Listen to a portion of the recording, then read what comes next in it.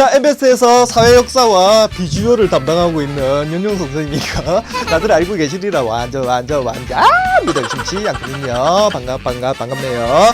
자, 우리 이제 제목을 보시면은 사회 동그라미 2의 2학기 학습 가이드 제목이 이렇게 되어 있고요. 중학교 사회가 짜잔 이렇게 해서 두 권으로 구성되어 있는 거는 다들 알고 계시리라 믿을 심치 않아요. 자, 그 중에서 선생님하고 쫙 분리를 시켜보면요, 2학기 이렇게 되어 있습니다. 그래서 사회 두 번째 교과서 2학기 부분을 오늘 쌤이랑 살펴보는 시간을 갖도록 하실 것이란 말이에요. 자, 단원별로 어떤 내용들이 있는지, 어떤 방법으로 공부를 해야 할지 정리를 해볼 수 있는 시간을 갖도록 하겠습니다. 자, 사회 2 같은 경우는 여기 총 12개의 대단원으로 구성이 되어 있단 말이에요. 그래서 보통 학교마다 진도 차이가 조금씩 있긴 하지만 1학기 때 같은 경우는 1단원부터 6단원까지 공부를 하게 되고, 2학기 같은 경우는 7단원부터 출발해가지고 마지막 단원인 12단원까지 진도를 나가게 되실 것이란 말이에요. 그러니까 사회 동그라미 2-2 지금 학습 가이드 하는 거니까 선생님하고는 여기서부터 내용을 쭉 한번 살펴볼 수 있도록 하겠습니다.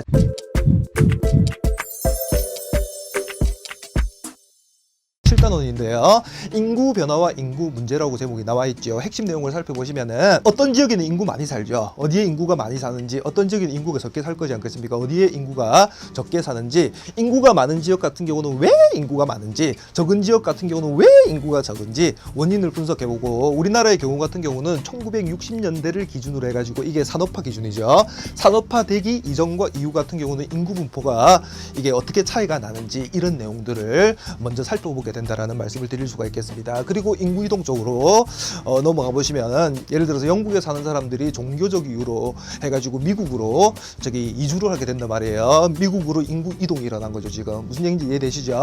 멕시코 사람들 같은 경우는 돈 벌기 위해서 가까이 있는 미국으로 이사간 사람들 많단 말이에요. 그러면은 멕시코에서 미국 쪽으로 인구 이동이 발생했다라는 얘기지 않겠습니까? 그래서 인구 이동의 다양한 원인들이 있겠죠, 여러분. 다양한 원인들. 그래서 사례 많이 나옵니다. 사례하고 이제 함께 인구 이동의 원인이 무엇인지, 그 다음에 인구가 많이 몰리는 지역 같은 경우 왜 많이 그렇게 심하게 몰리는지, 그런 내용들을 공부를 하게 된다고 생각을 해주시면 돼요. 7단원 마지막에 가보시면 인구 문제라고 나와 있는데, 여기는 선진국 개발도상국이 있잖아요. 선진국하고 개발도상국이 가지고 있는 인구 문제 다를 수 있겠죠. 충분히 많이 다르겠죠. 그래서 인구 문제하고 인구 문제를 해결하기 위해 여러 가지 대책들 있잖아요. 그런 것들에 대해서 이제 공부를 하시게 되는 것이다, 이렇게 말씀을 드릴 수가 있겠어요. 그러면은 이 파트를 공부할 때는 7단원은 어떻게 공부를 해야 할 것인지 간략하게 요약을 해드리면, 개념적으로 어려운 내용은 거의 없다.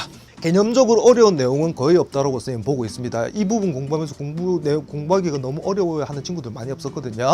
다만 이제 인구 분포 같은 경우는 인구 분포도라고 하는 지도가 시험 문제로 당연히 출제가 될 거지 않겠습니까? 그러니까 지도에 겁을 먹으면 안 됩니다. 안 되고, 인구 이동 같은 경우 당연히 그 인구 이동 관련 지도가 등장을 하겠죠. 시험 문제 굉장히 중요합니다. 그래서 인구 문제 같은 경우는요, 여러분들 선진국하고 개발 도상국을 이제 비교하는 문제, 이런 게 또 무조건 출제가 된단 말이에요. 그러니까 이런 비교하는 문제가 출제가 될 때는 선진국, 개발도상국 이렇게 해가지고 표로 딱 한눈에 정리를 해야죠, 여러분.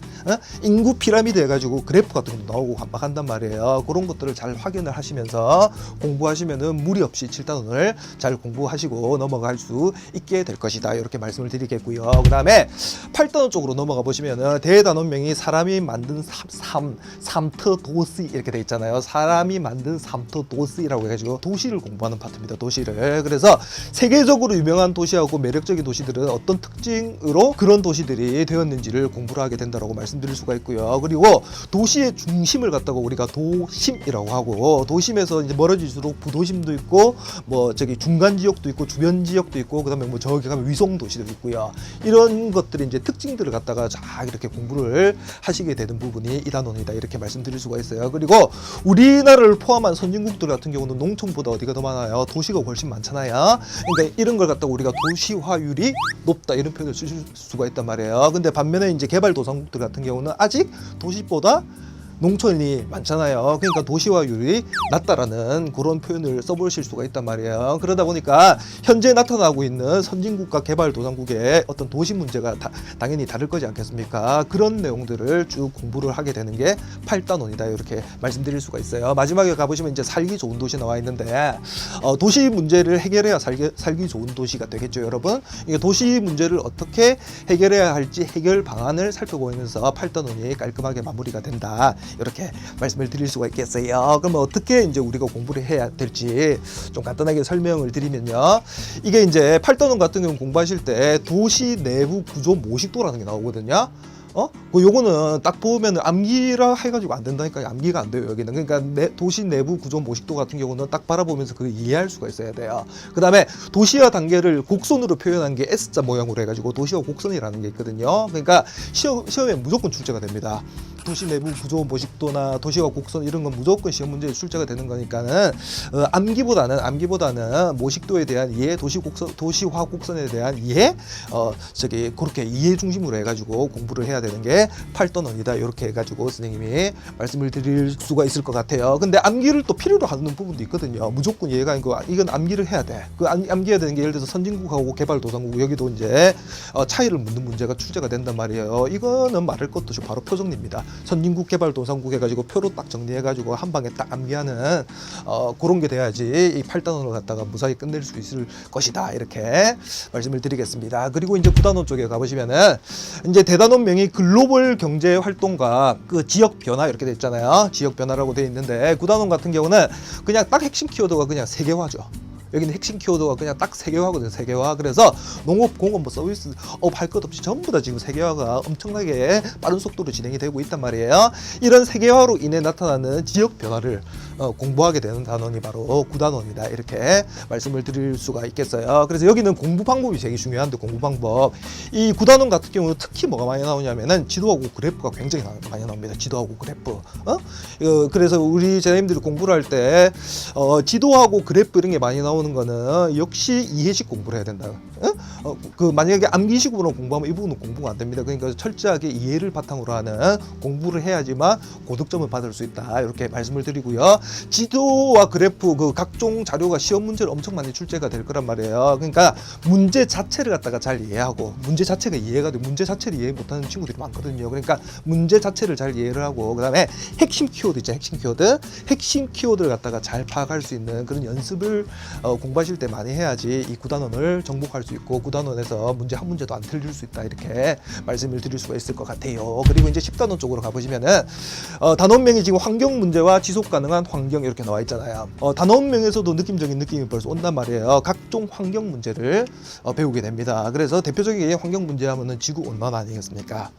그 지구 온난화에 따른 우리가 기후 변화라고 부른단 말이에요. 기후 변화 엄청 심각하잖아요. 그러니까 이게 기후 변화 아닙니까? 다 지구 온난화 원인이라고 보고 있거든요. 어쨌거나 어떻게 하면 그러니까 이 심각한 지구 온난화 문제를 극복할 수 있을 것인가에 대해서 공부를 하게 되고 현재 또 진행되고 있는 환경적인 이슈가 되게 많잖아요.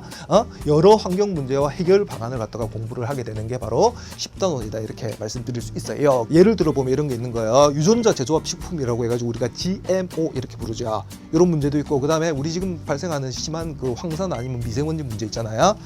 우리 지금 현재 진행되고 있는 여러 환경 이슈들 그런 것들을 이제 공부하게 되는 단원이 바로 10단원이다. 이렇게 여러분들 말씀드릴 수가 있겠습니다. 여기까지 이해가 되시겠죠? 그러면은 이 10단원은 공부를 어떻게 해야 되냐면은 환경 문제는 진행형이잖아요. 현재 굉장히 예민한 문제입니다. 그러니까 심각성을 먼저 인식을 해야 돼요. 와, 심각한데? 이거 이렇게 공부하면서 너무 심각한데? 이렇게 심각성을 인식을 하면 공부가 저절로 됩니다. 너무 심각해가지고 집중하다 보면은 더 찾아보게 되고 더 공부 열심히 하게 되고 재미도 있고 이렇게 할 수 있는 부분이라고 할 수 있는 단원이 바로 10단원이다. 이렇게 말씀드릴 수가 있거든요. 그래서 기후 변화 같은 경우는 특히 지구 온난화야 사례들이 엄청 많이 등장을 합니다. 기후 변화 관련된 사례들이. 그래서 사례가 나오는 건 이건 암기하는 게 아니란 말이에요, 여러분. 충분한 개념 이해가 필요하고 지구 온난화 같은 이런 큰 환경 문제 같은 경우 한 나라만 노력한다고 해결되는 문제가 아니라 여러 나라가 협력해야 되잖아요. 그래서 국제 협약들이 나온단 말이에요. 국제 협약들이 등장을 하게 되죠. 그러니까 이 부분들이 국제 협약의 이름이 어려워. 그래서 우리 제자님들이 잘 정리해 놓고 암기를 하실 수 있는 부분이 되어야 되겠다. 이렇게 말씀을 드리고요. 그리고 여전히 이제 지도나 표 정리가 필요한 부분들이 있으니까 암기를 필요로 하는 부분은 일단 표로 정리하려는 노력을 계속하고 그런 습관을 가져야 된다라는 말씀을 이렇게 드려볼 수가 있겠습니다. 그리고 이제 11단원 가보시면은 제목이 지금 단원명이 세계 속에 우리나라 이렇게 돼 있죠. 그래서 영토 영해 영의 영공 이런 거 많이 들어보셨죠? 이거 묶어가지고 영역 이렇게 부르잖아요. 그래서 영역의 의미를 갖다가 먼저 딱 이해를 하고 우리나라의 영역은 어떻게 구성되어 있는지를 갖다가 집중적으로 막 이렇게 살펴보게 됩니다. 아시겠죠? 그래서 우리 영토를 지켜내야 되겠죠. 이 시점쯤에서 우리 영토를 우리가 지켜내야 되겠지 않겠습니까? 독도는 누구 땅이에요? 독도는 우리 땅이죠. 독도는 누구 땅이에요 했을 때 글쎄요 이렇게 하시면 안 됩니다. 그래서 독도는 누구 땅 하면은 우리 땅 그렇게 말할 수 있어야 됨을 이제 여기서 이제 가르쳐 준다면 독도의 중요성 해가지고 그러니까 독도가 우리 영토임을 강조를 하면서 독도의 지리적 특징 그다음에 독도가 가지고 있는 그 가치적인 측면 그다음에 독도가 우리 영토라는 것을 알려주는 역사적 증거 이런 것들을 갖다가 막 여기서 배우게 된단 말이에요. 이해되시겠죠? 그리고 지역들이 이제 여기 보면은 지역화 전략 이런 단어가 나오잖아요. 그러니까 지역들이 이제 지역에만 머무는 것이 아니라 세계로 뻗어나가야 함을 갖다가 막 강조를 하거든요. 그걸 갖다가 우리가 지역화 전략이라는 표현을 써요. 그거에 대해서 공부를 하게 되는데 마지막으로 딱 이렇게 보시면요. 이거 나와 있네요. 통일. 그래서 우리가 세계로 더 강력하게 우리나라가 뻗어가기 위해서는 통일이 엄청 중요한 부분을 차지하고 있단 말이에요. 그래서 11단원 같은 경우는 마지막은 통일의 중요성을 갖다가 다루면서 11단원을 마무리 짓게 된다. 이렇게 말씀드릴 수가 있어요. 공부 방법을 살펴보시면은 11단원 같은 경우는 영역 공부를 하게 된다고 했잖아요. 그러면은 영역 관련해서는 지도가 안 나오면 이상한 거 아닙니까? 당연히 그 지도가 당연히 등장하는 거고 개념을 지도하고 잘 연결시켜 가지고 이해를 해야 되고요. 독도가 우리 땅임을 증명하기 위해서 고문서나 고지도 당연히 등장을 하겠죠. 이런 부분을 갖다가 잘 정리를 해서 정리를 하고 이제 암기를 하는 거죠. 그다음에 정리를 딱 하고 난 다음에 그걸 암기해야 된다라는 그런 부분을 좀 기억을 해주시고요. 그다음에 지역화 전략이라고 하는 부분이 있잖아요. 여기는 우리가 공부를 하실 때 지역 브랜드, 장소 마케팅, 그다음에 지리적 표시제 이렇게 나눠 가지고 공부를 하게 된단 말이에요.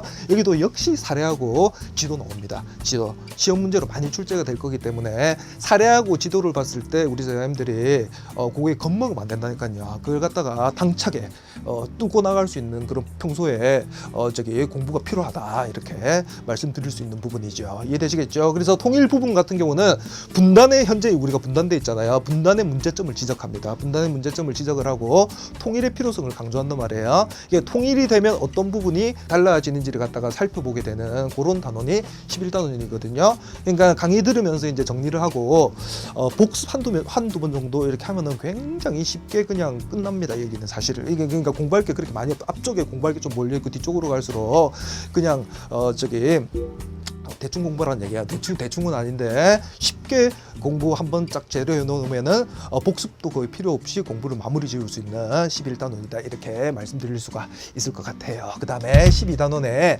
더불어 사는 세계 이렇게 되어 있습니다. 마지막 단원이죠. 더불어 사는 세계 해가지고 지구상에서 벌어지고 있는 여러분들 그 기아 문제, 영토와 영의 분쟁, 그 다음에 저개발국의 뭐 빈곤 문제랄지 뭐 그런 거 있잖아요. 그런 걸 이제 공부하게 되는 단원이 바로 12단원이거든요. 그래서 이게 이제 어떻게 하면 세계적인 이 빈부 격차 문제를 줄일 수 있을지 아니면은 국제기구 같은 경우는 어떤 활동을 현재 하고 있는지 국제 비정부 기구라고 해가지고 우리가 NGO 이렇게 부르는 게 Non-Government Organization 이렇게 해가지고 우리가 NGO라고 하는데 국제 비정부 기구와 이제 우리 시민들은 어떤 노력을 해야 하는지를 공부하게 되면서 12단원이 끝나게 되는구나 이렇게 정리를 해보실 수가 있어요. 그래서 공부법을 좀 살펴보시면 12단원은 특히 영역을 둘러싼 갈등 부분에서 여기 공부할 때 우리 제자님들 좀 놀랍니다. 뭐 말이 어려워. 분쟁 지역도 굉장히 영역을 둘러싼 갈등이 일어나고 있는 분쟁 지역이 진짜 많거든요. 그래서 학교에서 어떤 부분을 다룰지도 모르고 막 이렇게 우리에게 혼란을 준단 말이에요. 22단원 같은 경우가. 그래서 영토 분쟁이나 영해 분쟁 사례를 갖다가 지도하고 함께 시험 문제에 출제를 하기 때문에 여러분 이 부분은 각별히 진짜 집중해서 공부를 해야 되고 처음 들어보는 용어가 또 여기서 제법 많이 나온단 말이에요. 진짜 처음 들어보는 용어 많이 나오거든요.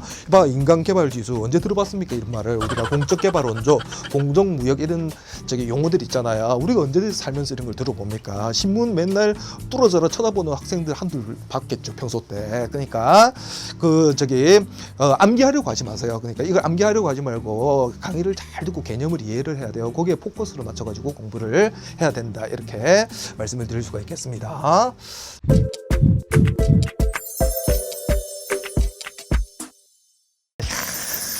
사회 2-2학기 대략적인 스님이 이제 내용과 함께 어떻게 공부해야 할지를 쭉 한번 살펴봐 드렸어요.